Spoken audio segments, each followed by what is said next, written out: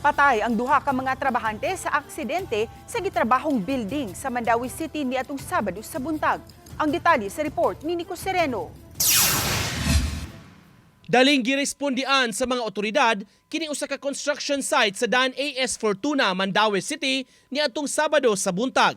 Kini human sa aksidente nga nahitabo kundiin natagakan sa mga sinakong semento ang mga trabahante nga atua sa ubos. Kuha kini sa mga pulis nga lakip sa nakaresponde sa maong insidente. Sa investigasyon, nasayran nga dunay 8 ka mga sako sa simento nga ipapasaka unta gamit ang crane paingon sa 19th floor sa building. Nagkinig sa ang pining sa tulo ka trabahante na ako nga sila sa ubos, sa ground, nagyapon sila. So, while gisapat ang sinito taas, naay part ato nga nabugto, naay part sa wala to ba nga balik sa break, sa leak na nabugto. So, mauto nga natagat ang mga sinito.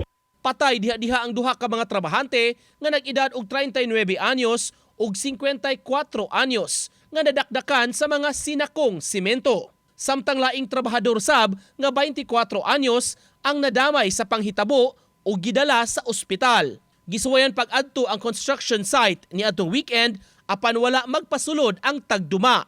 Wala pa sa statement gikan sa mga nagtrabaho sa building. Mausad po na ang dituan na between the pagtungod and also sa ato ang kapulisan and sa construction.